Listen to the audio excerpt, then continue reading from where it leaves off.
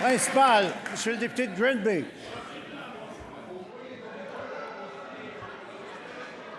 S'il vous plaît. S'il vous plaît. Il n'y a rien qu'une personne ici qui a la parole, c'est le député de Granby.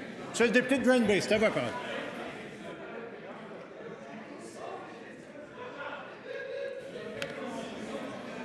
Là, si vous avez perdu vos études, là, c'est un autre paire de manches comme problème. Et là, pour l'instant, c'est le député de Granby qui a la parole. Et c'est lui qu'on va écouter. Merci, Monsieur le Président. Suite à mes questions de ce matin, l'étude de crédit sur l'énergie, le PDG d'Hydro-Québec, Thierry Vandal, a fini par avouer que l'unité permanente anticorruption était débarquée chez Hydro-Québec Équipement il y a quelques jours déjà. Les enquêteurs de l'UPAC font des suivis de détection, selon leur dire, pour le dossier de la Romaine et ont exigé des documents sur le plus gros chantier de construction au Canada présentement, la Romaine. Étrangement, la ministre des Ressources naturelles ne semblait même pas au courant. On sait donc qu'une unité permanente anticorruption s'intéresse à une pratique douteuse de nombreuses fois décriée, donner de très gros contrats de gré à gré.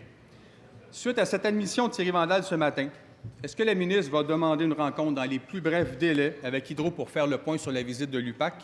Et est-ce qu'elle considère cette situation assez sérieuse pour revoir la façon d'octroyer les contrats de gré à gré chez Hydro-Québec Équipement? Monsieur le leader du gouvernement. Je demanderais beaucoup de prudence aux députés. Les policiers de la Sûreté du Québec et de l'UPAC font leur travail. Il faut les laisser faire. Ce qu'ils savent maintenant au Québec, c'est que personne n'est à l'abri. S'il vous plaît, Monsieur le leader. C'est bruyant, hein? Mais je comprends. Mais, s'il vous plaît, Monsieur le leader. Je n'ai pas d'applaudissements à faire au Parti libéral qui, lui, a trouvé rien de mieux, Monsieur le Président, à financer la fondation de M. Borsellino. Alors, s'ils applaudissent de ce côté-là, j'aimerais plutôt avoir des excuses. Et quand il dit « hey », Monsieur le Président, la réalité, c'est que j'en ai pour 35 000 de financement de façon compulsive que le Parti libéral faisait à la Fondation Borsellino. Monsieur le leader du deuxième groupe d'opposition. Monsieur le Président, article 79, la réponse doit porter sur la question posée. S'il veut régler ses comptes avec le Parti libéral, qu'il le fasse, mais pas dans cette période de questions-ci. Il répond à la question très sérieuse. Ça va. Ça va. Monsieur le leader du...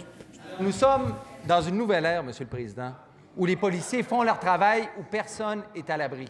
Et ce que nous souhaitons actuellement, c'est que l'UPAC, comme la Sûreté du Québec et comme le fera l'AMF, qu'ils fassent leur travail correctement.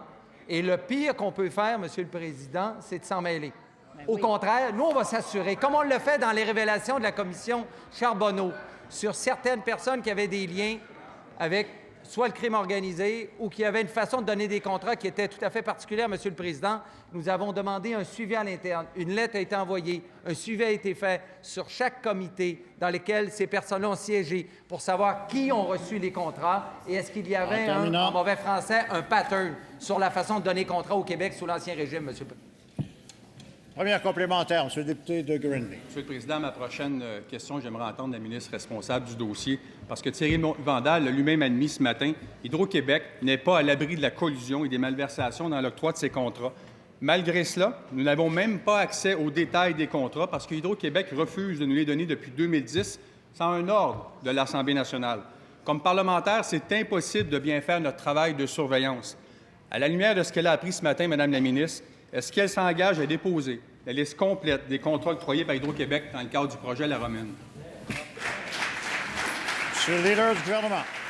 Comme le dit, Monsieur le Président, il y a une collaboration des autorités d'Hydro-Québec avec l'UPAC. C'est les indications que nous avons eues et c'est les ordres que nous avons donnés aussi de façon à ce que la collaboration se fasse et que l'UPAC ait tous les documents nécessaires pour faire les vérifications ou les enquêtes s'il y a lieu, Monsieur le Président. Deuxième complémentaire, Monsieur le député de Granby. Une réponse comme ça ne vaut pas grand-chose, Monsieur le Président. Vous savez, dans le contexte actuel et suite aux révélations de ce matin, la culture du secret chez Hydro-Québec doit cesser. J'ai en main une autre demande d'accès à l'information qui date de décembre 2011, Monsieur le Président, pour obtenir encore une fois ces contrats octroyés de gré à gré pour le dossier de la Romaine. Et devinez quoi, Madame la ministre? Un autre refus. Alors, cette culture doit cesser. Et si la ministre est conséquente avec les belles promesses de sa chef en matière d'intégrité, elle va nous déposer la liste et le détail des contrats pour le projet La Romaine. Monsieur le leader du gouvernement.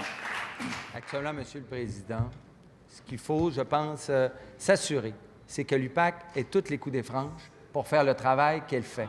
Et en même temps que la commission Charbonneau puisse fonctionner. Et c'est le cas actuellement. Enfin, cette commission fonctionne et j'imagine, Monsieur le Président, qu'elle va s'intéresser à tous les contrats. Quant au reste, ce qu'on a demandé à Hydro-Québec, c'est de collaborer et ils le font. Et c'est tant mieux pour nous, Monsieur le Président. Voilà. Principal, monsieur le leader du deuxième groupe 79, d'opposition. Monsieur le Président, les deux dernières questions du député de Granby concernaient précisément le travail des parlementaires. Nous demandons que les documents soient déposés ici au Parlement pour qu'on puisse les analyser. Or, on parlait de l'UPAC. C'était la première question. Les deux dernières posaient sur le fait qu'on veut avoir ici que tous les documents soient